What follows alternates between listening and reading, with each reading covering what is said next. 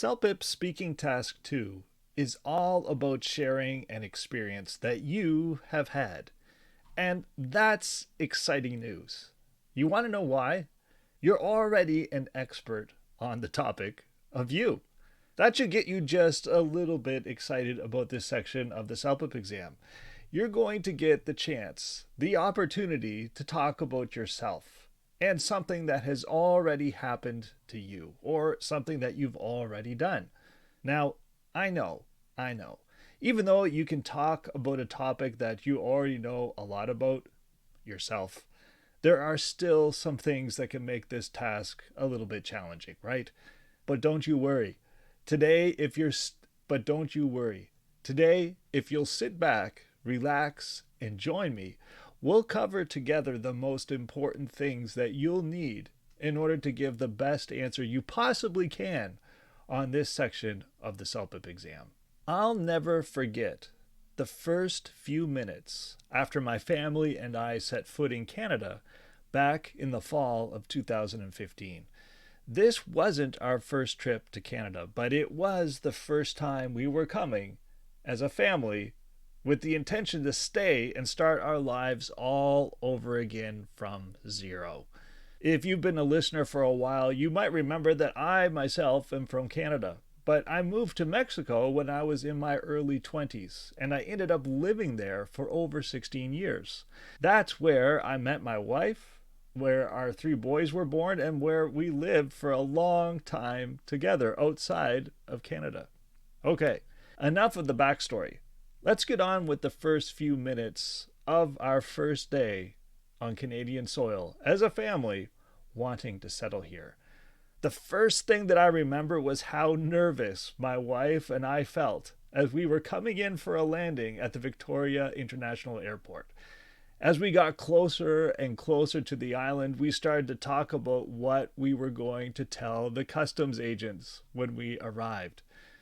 Would we say that we're just here to visit, which might make getting a tourist visa a little bit easier for my wife and for my kids? Or would we state our true intentions of staying here permanently, which might make things a little bit more difficult as far as visas goes? Now, for me, I wasn't going to have any trouble at all because I'm a Canadian citizen. All I had to do was flash my passport and I was in. The trouble was for my wife and for my 3 sons. They were Mexican citizens, and while they were part of my family, and while my wife was married to me, as you know, I'm sure, there's still an immigration process that you have to go through. That's what we were fretting about. Do we say we're here for a visit, or do we tell them what our true intentions were? We finally decided, after a few moments of talking about it, that we, of course, were going to tell the truth. I remember us holding hands and praying as that plane landed. God, please help us to get a nice immigration officer. As we walked into the immigration area, my heart beat faster and my hands began to sweat. This was it. This was it. And all too quickly, it was my turn. I placed our passports down in front of the agent and smiled and explained my answer to his question, "How long will you be staying in Canada?" To my happy surprise, he welcomed us and passed my family right on through, and then asked me to sit and wait in a special room while they helped us get some important paperwork started. After an hour or so, I emerged with visitor visas for my whole family, which would give them a year of legal status in Canada and more than enough time for us to get our PR and our citizenship processes started. That was quite an experience. On CELPIP Speaking Task 2, like I said in the introduction, you're going to be asked to talk about a personal experience. Something that you have done, something that you have lived through, or something that you experienced. No. On CELPIP Speaking Task 2, you're going to be asked to talk about a personal experience that you have had. Much like what I just did a moment ago when I shared about my family's first few minutes in Canada. To do well on this section of the exam is really important for you to keep in mind the following tips or ideas. Number 1, take time to brainstorm and be quick to decide what you're going to talk about. on this section of the exam, you're going to have 30 seconds to do that brainstorming. So you have to think quickly and you have to decide really quick what you're going to focus on. Usually the question itself is going to help you to focus on a certain thing. Maybe it will ask you to talk about your first job. Maybe it will ask you to talk about a time when you taught somebody something, or maybe who your favorite teacher was in school and why, or whatever. But the point is, it'll be something that you know about already, something that you've lived through or experienced. And so you will have 30 seconds to think about how you're going to answer that question. Number 2, and this is likely one of the most important points. You're going to be talking about an event that happened to you in the past. So that means you're going to be needing to use and rely on past tense verbs when you're making your recording. And if you'd like some ideas to help you practice that past, and I wanted to share with you a couple of things that you can be doing right now to help you to begin practicing speaking about the past.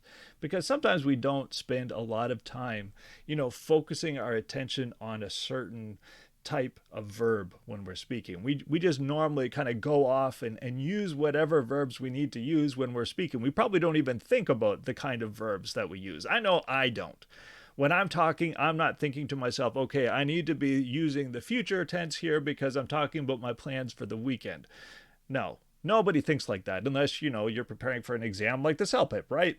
You're not thinking about that kind of grammar. At least I hope you're not. I mean, that would be an awfully boring way to have a conversation with somebody. No, just wait a minute. I need to think about how I'm going to switch over to the simple past here.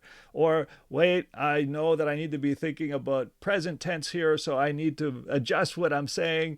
All that stuff happens inside, right? When we're having a free conversation with someone. But for this task, I want to give you an opportunity or a way that you can be providing yourself with some focused practice time in the past. And these are really simple and easy things that you can do on a regular day-to-day basis that won't take hours out of your day and that will hopefully be a benefit for you. So here are some things that you can be doing. 4 things. Number 1, at the end of your day, try journaling. Like just before you're going to head off to bed, what if you grabbed a piece of paper? Probably don't want to grab a piece of paper. If you could grab a journal and take 5 minutes and just write about maybe 5 things that you really appreciated about the day or things that you are thankful for from that day, like a gratitude journal. Think about what happened, because that means you're thinking about things in the past, right? And write about those things. Tell the story of your day, the highlights or the moments that you were most touched by or thankful for or most angry about or most sad about. Whatever you want to share, take about 5 minutes to do so. But focus your attention on writing in the past. So that's my first suggestion for you. Take 5 or 10 minutes at the end of your day and start journaling about the things that you did during that day. Number 2, if you get together over supper time, for example, or if you have the opportunity to get together with family or friends on a regular basis, at the end of the day, another thing that you can be doing with your family or with your friends, if you have the opportunity to see them on a regular basis, is take some time, like say over a meal, if you're having supper. This is something that we try to do sometimes as a family ourselves. It's not always successful because everybody has different schedules, but we do try to ask each other what we did during the day. And that can be a great way for you to have some focused practice on talking about something that you did during the day. The first idea that I gave you was a writing challenge that will help you to write in the past. This second one, is what if you spend some time with your family or with your loved ones around a meal and just talk about the day's events. For us, that's usually happening around the supper table. And like I said before, we don't always have this as an opportunity for us just because of everybody's work schedules, but we try to do it. And it's a fun way to hear what the other person has done, and it's a fun opportunity for you to share what you experienced that day. And remember, because you're talking about something that happened during the day, you should be using the past tense when you're speaking. The third idea that I can offer you is if you're all by yourself, and I know that some of you are, you're here studying alone, or you're traveling alone, or your family are just in another place. One of the things that you can be doing is using, I have my cell phone around here somewhere, but using your cell phone. Your cell phone probably has a voice recorder app in it. Now, I know you've heard me talk about this many times, but you know what? It's a really valuable tool. And I really hope that you take the time to learn how to use it and it can help, and learn how it can help you develop your speaking skills, because it really can. And I know that that sounds weird. It's a voice memo app. How can it help me, practice my speaking skills? Well, it can, because you're recording what you're saying. And that means that you'll be able to play it back and hear what you sound like. And in a little bit, I'm going to be giving you a couple of things that you can use as like little lenses to be able to look through what you're listening to with the intention of reviewing what you just said. I know that sounded really awkward. I'll rephrase that. Let me rephrase that. The CELPIP raters, for example, the ones who are giving you a grade on your answers, they don't just listen to what you say and give a random grade depending on how, what kind of a mood they're in, or if they're feeling happy or upset that day. They're just going to grade you better or worse depending on their mood. Hopefully they're not doing that. What they do base their grades on are a set of frameworks, or a set of lenses. You can think about them as like a set of glasses that you put on. And each of those sets of glasses helps you to look at your material, or to listen to your material, for different reasons, or for different, in different ways. I'm thinking about my college university professor. She really encouraged me to write, and to write a lot, because she enjoyed what I had to say, and she thought that I had potential as a writer. I suck. I royally suck at punctuation. I'm really bad at it. In fact, my favorite university English professor, she wrote on one of my essays that I turned in, she wrote in big letters, "Aaron, you are a promiscuous comma user," which means I use commas everywhere, even in places where they don't belong. I was just putting them all over the place because I'm not very good at those rules. When she was asking me to send in my writing, like my creative writing, I remember telling her, I feel really bad because I'm not good at using punctuation, and I know that you've called me a promiscuous comma user. But she said something to me that kind of I thought was interesting, and it kind of links into what I'm getting at here. She said, I can read your work with a different lens. I can read your work with just the idea of wanting to enjoy what you've had to say, and not read your work with the lens of a English professor, where I'm looking for those grammar mistakes in order to help you to improve. So there's different ways that you can read something depending on what you're looking for. And the same thing is true with what the CELPIP raters do. They're listening to your work. They're listening to your answers through different lenses.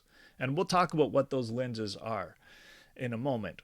But and I just kind of got lost about why I went off on that rant about why they listen to you through different lenses. But we're talking about using your phone's voice memo app to help you to practice, right? And the whole point of being able to record your answers is that, one, it gives you a way to practice. Number two, it gives you a way to hear what you've said, so that you can wear those different lenses that I'm going to share with you in just a minute. It gives you a way to hear what you're saying and to listen to what you're saying through different filters. You know what I mean? So that's why that's valuable. Whereas if you're just speaking out into the air, if you're having a conversation with a friend or a family member, they're hearing what you're saying, which is great. But there's no way to get those words back so that you can see if what you were saying was actually, put together well, or if there are ways that you could improve your answer. the only feedback that you get are the reactions of the person that you're talking to, which is really important. I mean, you don't want them to be having an expression on their face of like, what? When you're talking, like, I have no idea what this person is saying, that expression of being confused. You get that kind of feedback. But like I just said, you just don't have the opportunity to pull back your words and look at them and try to figure out if what you said was actually a good way to say what you were saying, or maybe there was a better way that I could say it, or maybe there's a different vocabulary word that I could use right here, or given today's topic, because we're talking about the past, maybe by looking at a transcript or listening to what you said, you could say, oh, I realized I didn't use the past tense here. I used the present tense, or I used the future by mistake. That's why using your phone to record your answers as you are practicing is a really good tool, because it gives you that chance to pull back those words and figure out if you could say something better. So use your cell phone to record those answers that you would share with your friends. Like that previous point that I was mentioning, instead of sharing what you did during the day with your family and friends, if you don't have any around at that moment, pull out your phone and record yourself saying the same things. Next one, write all of those things out as a script. It's kind of like what I was talking about before, a transcript. A transcript is a recording in words of what you said out loud. It's listening to something over and over and over again and writing down line by line the things that you said. Like if you watch a movie and you are reading the captions of that movie, that's what you're doing. You're reading the transcript of what those actors said. And that's another really good way for you to be able to study the things that you've said. If you have everything that you've said on paper, you can read through it and begin to determine if you use the right vocabulary words, or if you can see an opportunity to improve on a word that you've used. Or like I said before, because we're focusing on the past tense, it will give you the opportunity to spot where maybe you missed an opportunity or missed a chance to use the simple past, or to use a past tense verb. But none of that will happen if you don't give yourself the opportunity to practice in that way, where you're either recording your voice or writing down what you've said. So those are the 4 ways that I would like to offer for you today, that you can begin developing so that you can begin practicing your past tense verbs. I'll say it again really quick. Number 1, take 5 or 10 minutes to journal about what happened during the day. Number 2, talk to a friend or a family member about the things that happened during your day. Maybe you can do this over supper or over lunch, wherever you get together. Take a moment to spend some time talking about what you did during the day. Number 3, make a voice memo or video. If you want to record yourself talking on camera, you could make a video talking about those things, the things that you did during the day, and then replay it and look for opportunities to improve what you said. And finally, write out a transcript of everything that you said, and then read it carefully and look for ways to improve it. Okay, now onto those lenses, the things that as I was saying a few moments ago, test raters use different filters or different lenses to listen and to read what you share with them on the exam. And you should be wearing those lenses as well as you are practicing, so that you can begin developing skills in accordance to what those raters are looking for. So here are some of the most important lenses that those CELPIP raters will be wearing as they listen to your answers. The first one that they wear is something called content, a content lens. This content lens is focused all around looking for the number of ideas that you share. If they ask you a question on the exam, they're looking for you not to just give one answer. They're looking for you to give multiple ideas that help you answer that question. So that's the first thing that they're looking for with the content lens. Have you given enough ideas? And I'll give you a hint right now. One idea is not enough. Okay, so don't let yourself get away with just saying a one idea answer. You need to offer multiple ideas, 2 or 3 at least ideas in your answer, and in order to develop it well. The next thing that you need to be thinking about in this content lens is, are your ideas well organized? And are they all working together to express that thought or that idea that is going to answer the question that the exam is giving you? Are you organized, or are you like going off on bunny trails, or you start talking about one thing and then you jump over to something else? That is not a well organized answer, and it will result in you having a lower than desired score on your test. So make sure that your thoughts are following a logical order. And by the way, brainstorming at the beginning, taking those 30 seconds, believe it or not, it can help you to organize that content piece really well, where you decide, okay, first I'm going to start talking about this, then I'm going to mention this, and then I'm going to close by talking about this. It will help you to bring a little bit more direction to your answers. And the next one, are you adding supporting details to what you're saying? So it's not enough to say a fact. Like, if you go back to the story that I shared at the beginning of this episode, where I was talking about my family's first few minutes, what that was like in Canada, if the question on the exam was, talk about your first day in Canada, if all I said was, well, my first day in Canada was very tiring because we had a long flight and we were very glad to get back home again. I was very glad to get back home again in Canada, and my family was very glad to get off of the plane. That's a very simplistic answer. I could go back into that and add a little bit more details. If you think about what I shared, I was telling you how nervous I was. I was telling you that my wife was nervous too. I was sharing that we were trying to figure out what is the best thing that we could say.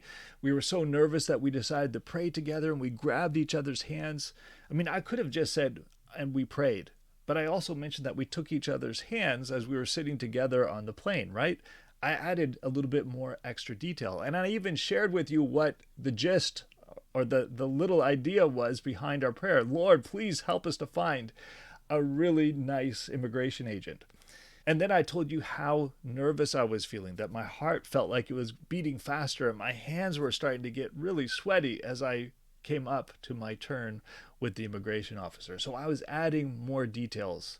You should be too, because that strengthens your answer. Okay, so that's content. The second lens that CELPIP raters look through or listen through is something called listenability. Think about this. Do you sound like a normal person when you're talking? Like if you're listening through a voice memo app, if you took my suggestion and you tried practicing recording yourself giving or sharing one of your personal experiences, like for example, talking about what your first day on the job was, or your first job here in Canada, what was that like? If you took the time to record your answer, and when you're playing it back, one of the things that you can listen for is, do I sound like a normal person when I'm listening to this? Or do I sound very robotic?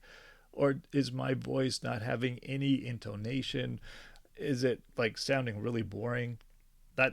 Sounding really boring, that could also be a rhythm problem. And by the way, have you ever looked at how rhythm is spelled? As I was preparing this podcast, I was writing the word rhythm. And by the way, rhythm is one of those words that I find difficult to spell. So I had to Google it to make sure that I was spelling it correctly. But I just was thinking to myself, boy, rhythm is such a strangely spelled word. It's spelled Rythem, rhythm. Such a weird word. Anyway, that's beside the point. But rhythm, when it comes to speaking, means that that you sound natural, that you're not stopping and starting, making long pauses. Your words kind of flow from one idea to another, and kind of like your ideas flow together in a nice, easy to listen to pattern of speech, which is what a normal conversation sounds like anyway. So that's something to think about. Do I sound like a normal person in my recording? And if you're making, another thing to be listening for are something called interjection. And those interjections are ums and ahs. And we did a previous episode on that already, which I'll link to in my show notes if you missed it. But having too many of those is something that you need to watch for. It's okay to have two or three because, ums and ahs are part of everybody's conversation. It just happens. It's just part of how these things, it's just part of normal conversation. It happens, right?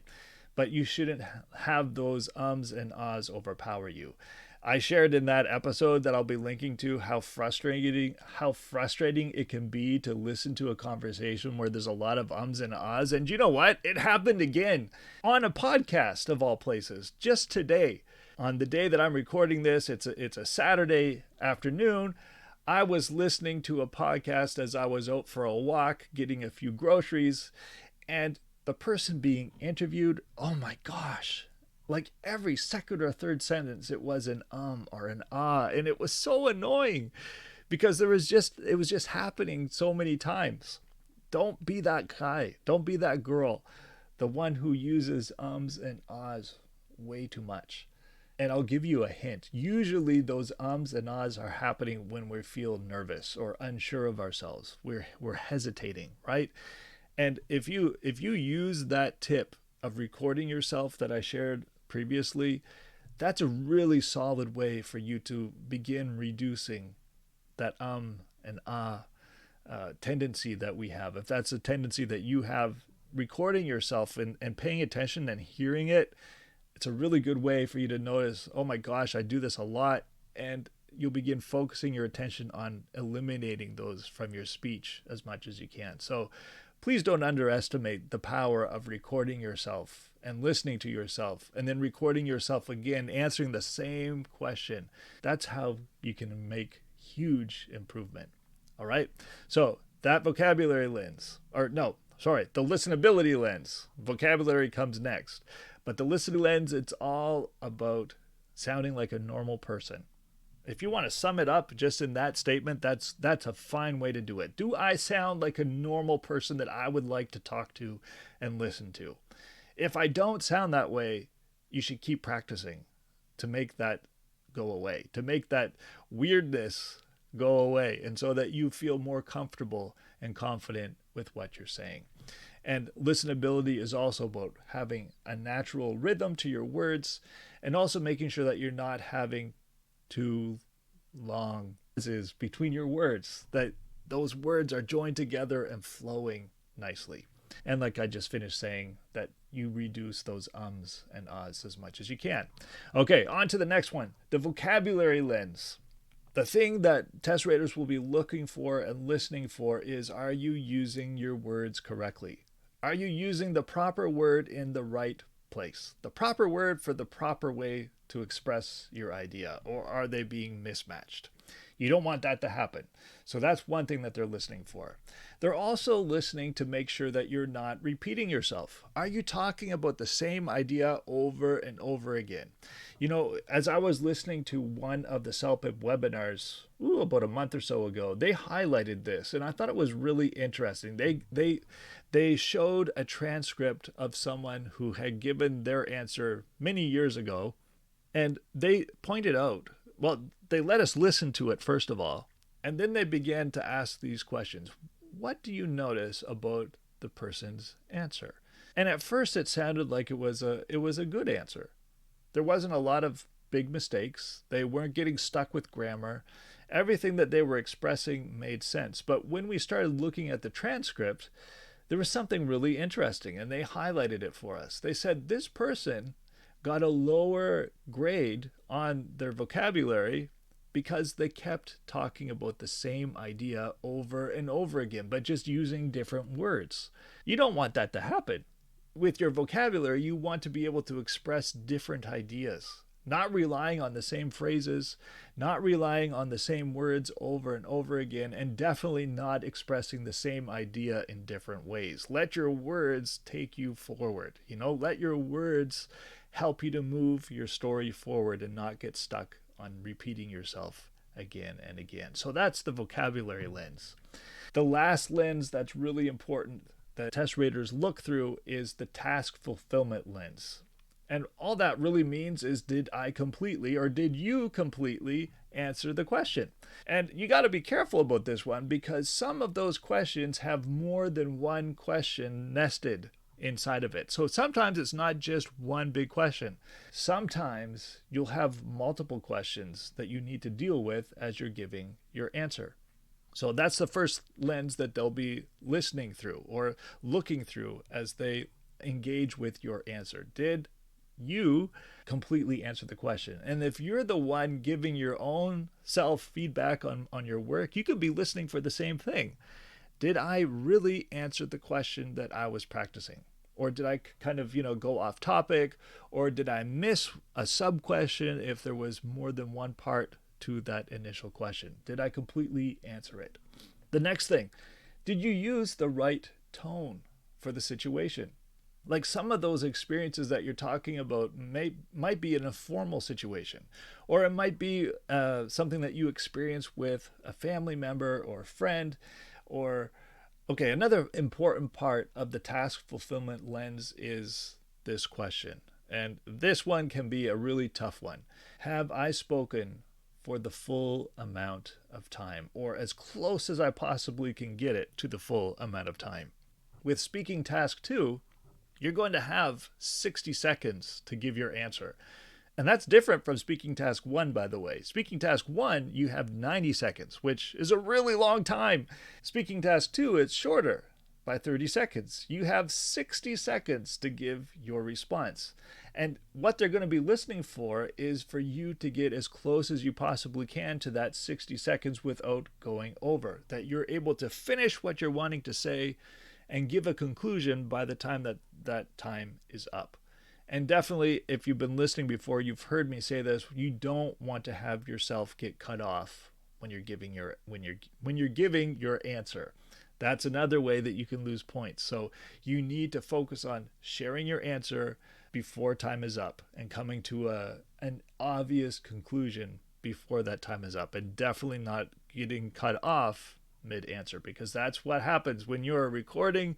When that time runs out, it doesn't wait for you to finish. It just moves on to the next question, whether you are finished or not. And those points, your points or your score will suffer if you're in the middle of a sentence and it cuts you off because it moves to the next question. You don't want that to happen. So pay close attention to the time and make sure that you are answering as close to that time limit as you can, meaning you don't also want to finish too soon. Like you don't want to be, it's a 60-second answer. You don't want to be finishing at the 45-second mark. You need to get it inside of that last, 5 to 8 seconds of time. So, if you finish with 55 seconds, that's totally fine. But, be very careful about finishing at the 50-second mark or lower than that or sooner than that. I don't know what word that would be, but just try your best to get close to that 60-second mark as you possibly can without going over. So those are the lenses that you can be using to give yourself your own answers feedback if you decide to take me up on that tip of recording yourself as you're practicing. So once again, content, it's all about the quality and the number of ideas that you gave. The listenability lens, it's all about, am I sounding like a regular, normal human being when I'm talking? The third one, it's all about vocabulary. Am I repeating the same words all the time? Am I repeating the same phrases all the time? Or am I allowing my ideas to be different, to be natural sounding, and to move me from one point to another? And finally, the task fulfillment lens. Am I completely answering the question, and am I speaking for the full amount of time possible? And as you are recording your answer, if you decide to do this, if you decide to take that step and actually try recording yourself and then playing it back and listening for those mistakes or listening for those areas where you can improve your answer, if you notice that some of those lenses that I just mentioned are giving you trouble, and it probably will, which is normal, don't feel bad about it. Try answering the same question again. Repeat it multiple times if you have to. You probably will need to repeat yourself like 4 or 5 times. recording your answer and then listening through those different lenses until you feel comfortable with your response. And that's okay. You don't have to get it right the first time. That's something that I've learned as I've been doing these podcast episodes. You probably hear the odd mistake. In fact, you probably hear mistakes quite frequently. Maybe the audio it doesn't always sound great. Maybe I make a mistake with my words, but a lot of those mistakes get edited out.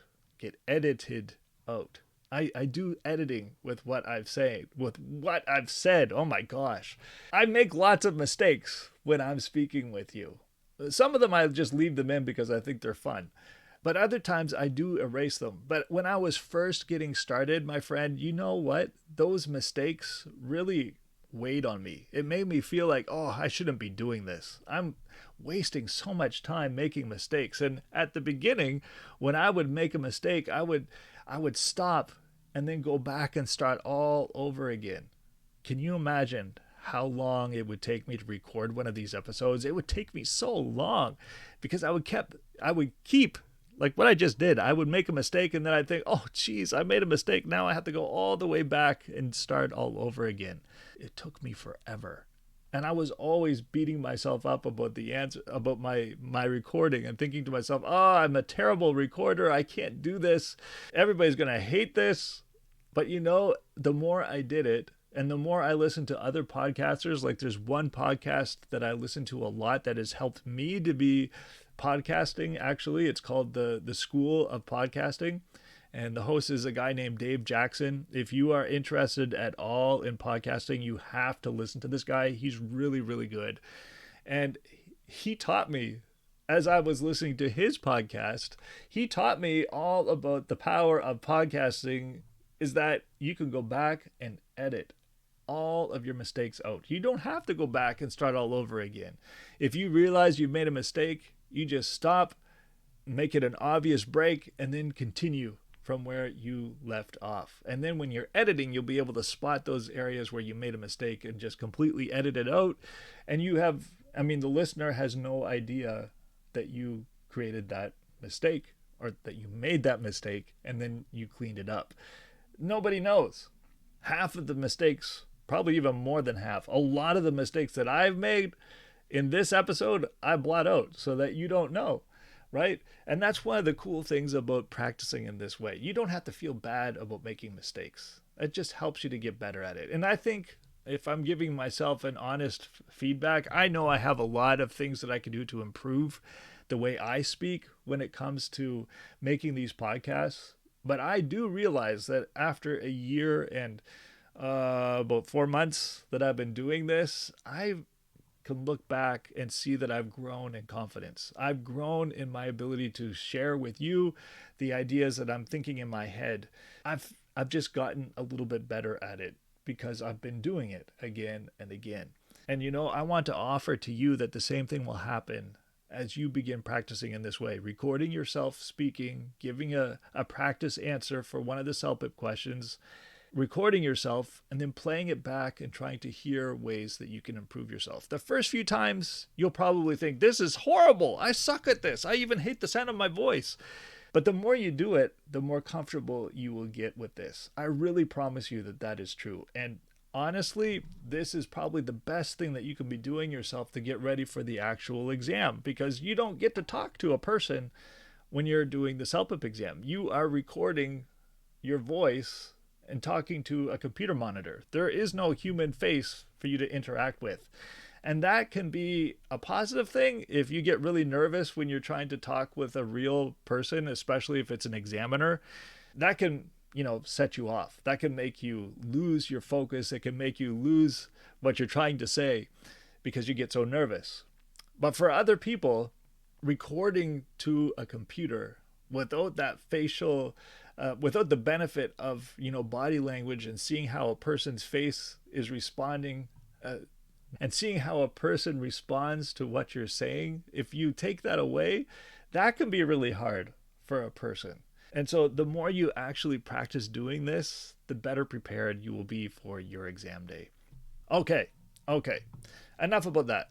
Over the next few weeks, I'm going to be taking a deep dive into each of the 8 speaking tasks that you're going to face on the CELPIP exam. In fact, we've already started. Last week, in case you missed it, we spent some time talking about brainstorming skills as well as speaking task 1. And I'll link to that episode in my show notes just in case you weren't here. But if you've ever wondered what to do and how you should be practicing for these speaking tasks, then please tune in. Over the coming weeks, you'll get practical tips to help you practice on your own, as well as those important lenses that I was talking to you about that will help you to evaluate your own work. And of course, you're going to get encouragement from me to help you not to give up, to keep going, because this is really a game about perseverance. So much of it is. You can't give up. Don't give up. If you're trying to achieve your permanent residency status and all that you need to do is get through this CELPIP exam, don't give up.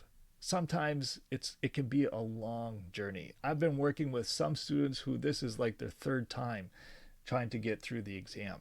You really do need to push hard, and you really do need to have that sense of, I'm not going to give up on this, no matter how hard I need to keep trying or how many times I need to keep doing this again. You will eventually get this if you don't give up. And to make sure that you don't miss any of the upcoming episodes, you need to subscribe to my free weekly newsletter if you haven't already. If you enjoy listening to this podcast, you're going to love my weekly newsletter. I share big ideas from this podcast every week so that I can help you to remember what we talked about. And I also offer additional tips and strategies to help you develop your skills for the CELPIP exam. This month, for example, I'm offering a free video for you, which is actually a class that I taught recently around speaking task 1, giving advice. Would you like to have that class completely free? It's simple to get to. All you have to do is go to celpipsuccess.com/resources and sign up. Once inside, you'll have instant access to a growing bank. It's simple to get to. All you have to do is go to celpipsuccess.com/resources and sign up. Once you get inside, you'll have instant access to a growing bank of resources, including that video I was just telling you about. Signing up to get those resources also automatically subscribes you to that free weekly newsletter I was mentioning before. You get 2 great things at an even greater price. Free.